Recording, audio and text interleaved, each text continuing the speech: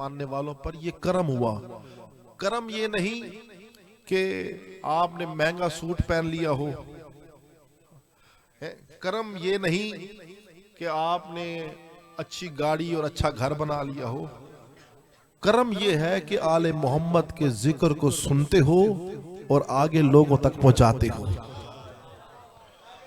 और जब करम अपने इंतहा तक पहुंचे फिर बंदा जश्न भी मनाता है, जब करम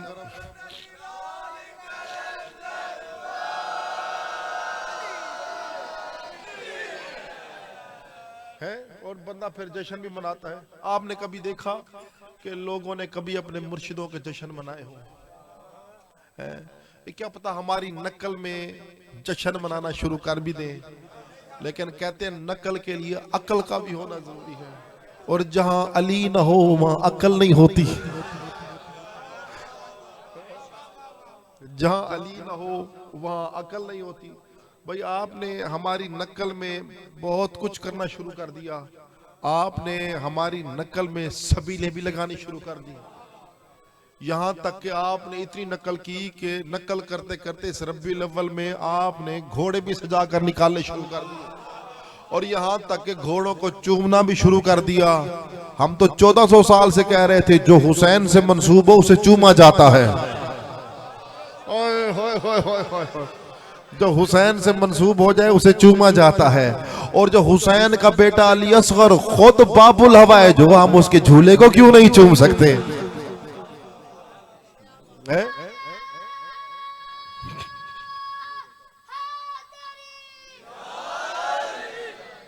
जी बेटा, मालिक आपको सलामत रखे, मालिक आबाद रखे। इसलिए लोगों के पास जश्न तो है ही नहीं, उनके पास ले दे के दो ईदें हैं, एक बड़ी एक छोटी, एक बकरे वाली ईद यानी कुर्बानी वाली ईद साल, और एक सेवियों वाली ईद। सेवियों वाली ईद बच्चों को पता है पैसों के नाम से कि सेवियां वाली ईद आसी सब पैसे में से, बाला को गोश्त नाल कोई गर्ज नहीं होती। बंदा जो वड्डा थींदे वालो गोश्त के बारे सोचने लग गए है। मुसलमानों को दो ईदों का पता है, और हमारे लिए जब भी किसी मासूम की आमद का दिन हो वो ईद का दिन होता है। और ईद मनाने के लिए ये नहीं कि लिबास पहने हुए हो अच्छे और चेहरा उतरा हुआ हो। ईद अगर कोई मना रहा हो तो उसकी शक्ल से अंदाजा लगाओ, अगर चेहरे पर मुस्कुराहट हो तो समझना असल ईद वही मना रहा है।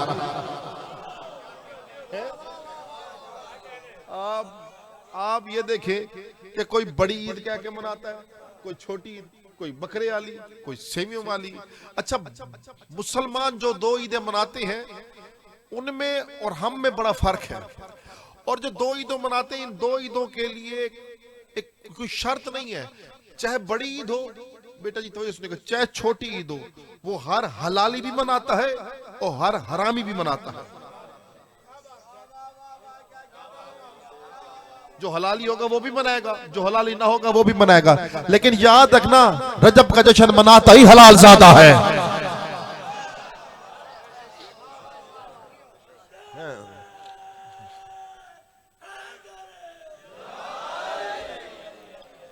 और रजब के जश्न, शबान के जश्न, आप भी देखें जब रजब आए मोमिन इंतजार में होते हैं कि यार रजब आओ ले, अच्छे कपड़े भी पेसू, जश्न भी मनेसू, बलकूंडिया दे न्याज भी करेसू। सारे अहले मार्फत बैठे हो, बलकूंडिया दी न्याज भी करेसू, इथू कूंडे दी न्याज मुक्सी वाल हुसैन दा जश्न मनेसू। यानी 3 शबान को हुसैन आए, 13 रजब को अली बादशाह आए, 13 रजब को अली बादशाह। और जो हुसैन और अली का मुनकर हो ना वो 3 में होता है ना 13 में होता है। बस सादा सादा गाले करेसू, ना वो 3 में होता है ना वो 13 में होता है। और अल्हम्दुलिल्लाह हम तो 13 का भी इंतजार कर रहे होते, 13 गुजरती है तो 3 का इंतजार कर रहे होते हैं। तो चाहते हो एक ने 13 को काबे में आकर काबे को इज्जत बख्शी, ओए होए होए होए। काबे को इज्जत बख्शी। ये अली की इज्जत नहीं कि काबे में आए, ये काबे की इज्जत है कि अली काबे में आए। जो काबे में आकर, सही सुने, जो अल्लाह के घर में आकर उसे इज्जतदार बना दे। यार मैं इधर है, जो अल्लाह के घर में आकर उसे इज्जतदार बना दे। भाई आप देखिए, इससे पहले 3 किबले थे है? और खुदा कुरान में कहता है इस जानुल बैतम मसाबत लिन्नास व आमना, मेरे हबीब याद करो वो वक्त जब हमने इस घर को सवाब के काबिल बना दिया। थोड़ी तवज्जो करें, अल्लाह ने मैंने इस घर को सवाब के काबिल बना दिया। सवाब के काबिल कब बनती है चीज? जब कोई ऐसी चीज वहां आए कि जिसका जिक्र भी सवाब हो। भाई आप ये देखें, काबा पहले दिन से था है? ये तवाफ वाली जगह थी, इज्जत वाली जगह थी, लेकिन सवाब के काबिल ना थी। मिसाल के तौर पर आसिफ हैदरी साहब का प्लाट पड़ा हुआ और अभी इन्होंने यहां पर बारगाह नहीं बनाया, कोई खूबसूरत इमारत खड़ी नहीं की, ठीक है, और साथ में एक और बंदे का प्लाट हो, उसने वहां पर करोड़ों की इमारत खड़ी कर दी, एक बड़ी खूबसूरत मार्की बना दी, उसने लाखों का फानूस लगा दिया, टॉप की उसने टाइलें लगा दी। अब वो जो जगह जिस पर करोड़ों अरबों रुपए लगे हुए हैं, वो जगह खूबसूरत होगी, वो जाजिब नजर होगी है? वो देखने वाली होगी। आप पैसे लगा दे उसके ऊपर कि पैसे दोगे तो देखोगे, वो याद रखना, लेकिन वो जगह सवाब पे काबिल ना होगी। इनके पास जगह थी लेकिन अभी बिल्डिंग तामीर नहीं की थी, इन्होंने करवाना था वहां जिक्र अली। इन्होंने सिर्फ 4 दीवारी की जगह तंबू कराते खड़ी की और वहां पे अली का जिक्र करवा दिया। जैसे ही करवाया वो जगह सवाब पे काबिल बन गई।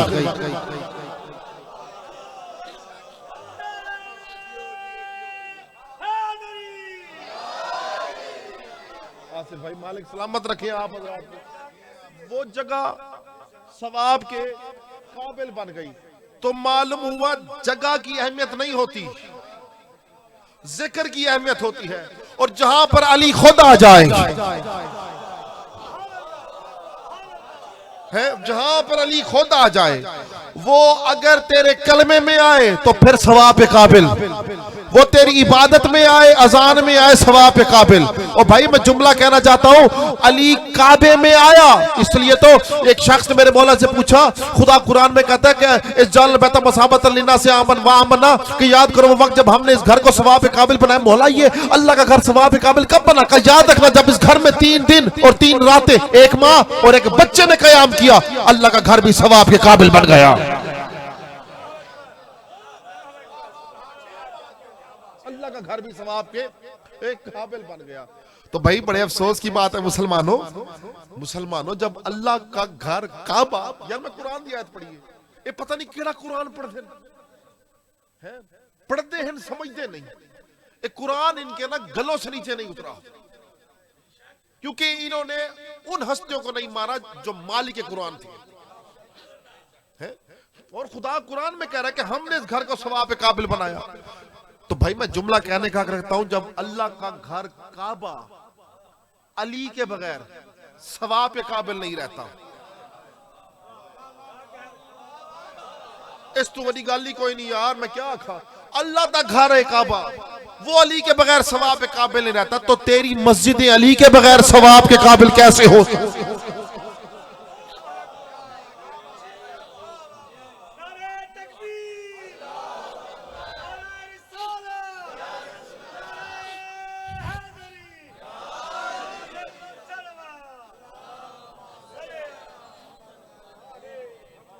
सवाब के काबिल कैसे हो सकती है? क्यों? क्योंकि ये वो हस्तियां जिनके लिए अल्लाह ने कायनात खल्क की है? कायनात। और खुदा ने देखिए, ये तो आप उलमा इकराम ने किताबों में लिखा इस हदीस को कि फरमाया कि रमजान अल्लाह का महीना है, शबान मोहम्मद मुस्तफ़ा का महीना, रजब अली का महीना, फिर तुम महीनों की तरतीब भी ऐसे होनी चाहिए थी। पहले आवे रमजान, वल आवे शबान, वल आवे रजब, लेकिन इतना कम भी है। पहले रजब आ गए, वल शबान आ गए, वल रमजान आ गए। भाई पहले अल्लाह का महीना आना चाहिए था ना। अल्लाह ने महीनों की तरतीब भी ऐसी रखी का याद रखना मुसलमानों, जब तक अली को नहीं मानोगे मोहम्मद नहीं मिलेगा। यार खुश थी के सुनो यार, जब तक अली को नहीं मानोगे मोहम्मद नहीं मिलेगा, मोहम्मद को नहीं मानोगे अल्लाह नहीं मिलेगा। अब तू रमजान में जितने चाहे रोजे रख, जितने चाहे रोजे रख, वो भूख हड़ताल से ज्यादा कुछ नहीं है। वो भूख हड़ताल से, क्योंकि ये मजहब मोहम्मद वाले मोहम्मद, शरीयत आले मोहम्मद की अदाओं का नाम है। ये हस्तियां मुकल्लिद शरीयत नहीं, मुअल्लिफ शरीयत है। ये मुअल्लिफ शरीयत है। अगर ये चलते चलते रुक जाएं तो अल्लाह कयाम बना देता है, अगर खड़े खड़े झुक जाएं तो अल्लाह रकू बना देता है, झुकते झुकते अगर लेट जाएं अल्लाह सजदा बना देता है। किसी दिन अगर सारा दिन कुछ ना खाएं अल्लाह रोजा बना देता है। किसी दिन उठकर गरीबों में कुछ लंगर तकसीम करे, अल्लाह कहता है मुसलमानों की ज़कात बन गई है। और किसी दिन अपनों में खाना तकसीम करे, अल्लाह खुम्स बना देता है। और अगर किसी दिन तलवार उठा ले, सिर्फ उठा ले, अल्लाह जहाद बना देता है, थक के ना सुने। और किसी दिन उठकर अपने घर का तवाफ करें, अल्लाह हज बना देता है।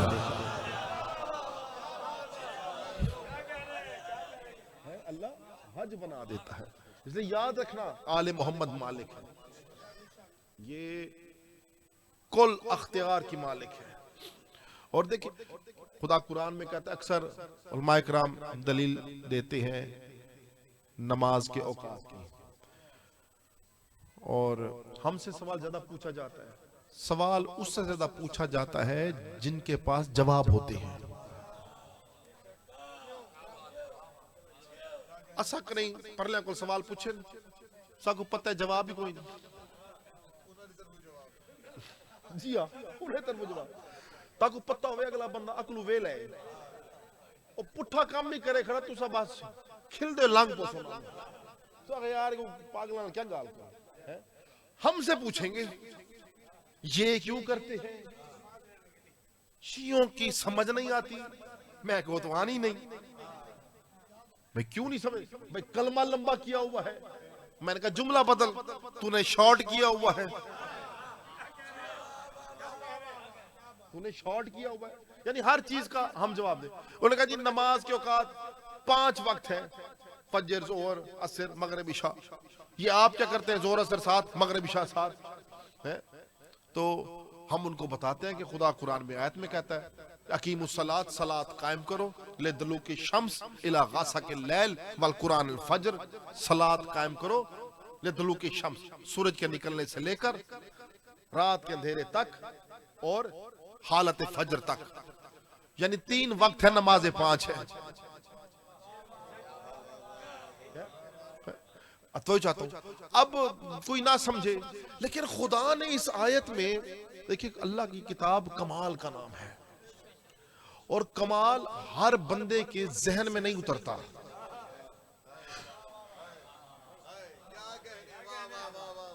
यानी जो किताब लोहे महफूज से नाजिल हो वो तेरे पास कैसे आ सकती है। ये चाहे तब तुझे कुरान की किसी आयत की समझ आएगी, ये अगर चाहे, ये अगर ये मालिक कुरान है, मालिक ना होते तो हुसैन नेज़े पर भी तिलावत ना करते। भाई हर हस्ती ने तिलावत किया कुरान, लेकिन जिंदगी में, लेकिन जो बाद जिंदगी तिलावत करे उसे हुसैन कहते हैं। ये मालिक होने की दलील थी। हुसैन ने ये तिलावत करके बाकी 11 के लिए काम आसान किया। बाकियों ने भी कुरान पढ़ा लेकिन जिंदगी में, लेकिन जब हुसैन ने कुरान पढ़ा तो हुसैन ने नेज़े पर सूरह कहफ पढ़ी, और सूरह कहफ की आयतें 110। यानी उलमा कहते हैं सूरह कहफ से मुराद सूरह अली है। यानी हुसैन ने नेज़े पर सूरह अली पढ़ी, यानी हुसैन नेज़े पर सूरह अली पढ़ के दुनिया को बताना चाहते हैं, जब मैं हुसैन होकर जब तक अली अली ना करूं मेरा गुजारा नहीं होता, तेरा गुजारा अली के बगैर क्या।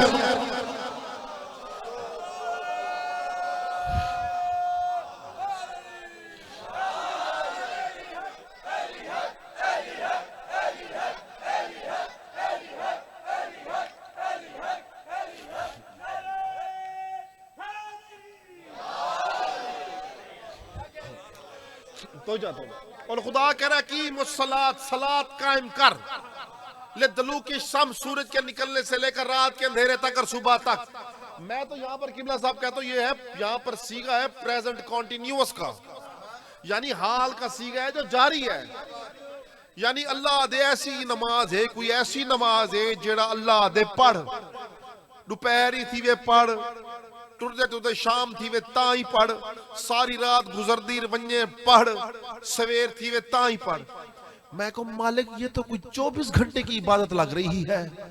अगर 24 घंटे की इबादत हो तो बंदा काम क्या करे भाई। खुदा कह रहा है सलात कायम कर, यानी सुबह से शाम, शाम से रात, रात से सुबह तक।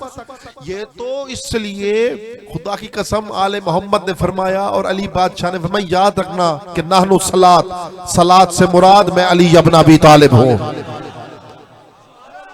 ओए होए होए होए होए होए, सलात से मुराद है मैं अली इब्न अबी तालिब, सलात से मुराद है अली बादशाह की विलायत का। याद रखना जिसके पास अली की विलायत होगी वो चाहे दिन हो, चाहे शाम हो, चाहे रात हो, चाहे सुबह हो, वो हालत सलात में होगा।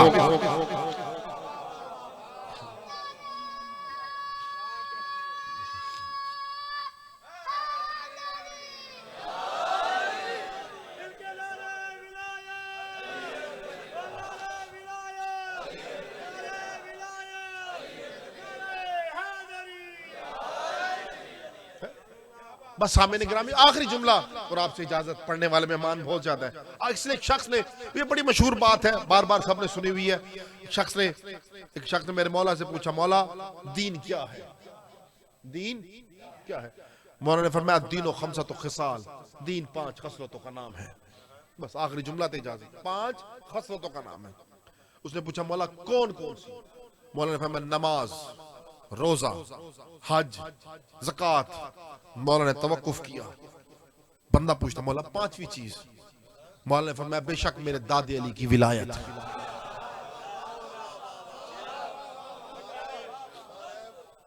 मेरे दादे अली की विलायत। अच्छा, बंदा पक्का मानने वाला हो तो मुर्शिद कोई बात बता दे, फिर बंदा आगे सवाल नहीं पूछता। सवाल वो पूछते हैं जिनको अंदर से बेचैनी होती है। उसने पूछा अच्छा मौला ये बताएं, नमाज, रोजा, हज, ज़कात और अली की विलायत, मौला ये बताएं। मालूम उस वक्त भी मानने वाले थे लेकिन बराबर मानने वाले नहीं थे, कुछ कम थे, कुछ ज्यादा मानते थे, कुछ कम मान। और मुझे मौला ये बताएं कि इन 5 में से अफजल क्या चीज है। मौला नमाज का नहीं, रोजा का नहीं, हज कहा नहीं, का ज़कात का नहीं, का फिर कहा मेरे दादे अली की विलायत। वो कहता वाह मौला वाह, नमाज अल्लाह दी हल्की थी गई, रोजा अल्लाह दा हल्का, हज ज़कात अल्लाह का वो हल्का हो गया, और आपके दादे अली की विलायत भारी हो गई। अब उसने मेरे मौला से सवाल पूछा। जब सवाल मौला से पूछा तो जवाब भी मौला देंगे। देखें जब आप हालत सफर में हो ना तो 4 रकात की नमाज 2 रकात हो जाती है।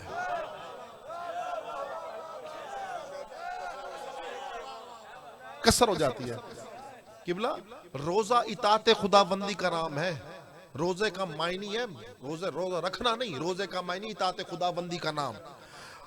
अगर बीमार हो खुदा कहता रोजा ना रखो, और बीमारी में रोजा रखो तो गुनाह है। यानी बीमारी में रोजा मकूफ हो जाता है, सफर में नमाज कसर हो जाती है, ऐसे ही नहीं है।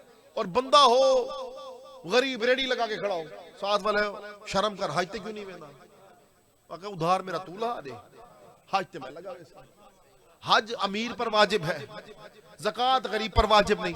उसने कहा मौला ये क्या बात हुई, नमाज रोजा हज ज़कात जो अल्लाह का है वो हल्का हो गया, आपके दादे अली की विलायत भारी होगी। इमाम ने फरमाया याद रखना, नमाज हालत सफर में कसर हो जाती है, रोजा बीमारी में मकूफ हो जाता है, हज अमीर पर वाजिब होता है, ज़कात गरीब पर वाजिब नहीं होती। लेकिन मेरे दादे अली की विलायत ऐसी चीज है जो सफर में भी वाजिब, बीमारी में भी वाजिब, शिफा में भी वाजिब, रोजे में भी वाजिब, अमीरी में भी वाजिब, गरीबी में भी वाजिब होती है।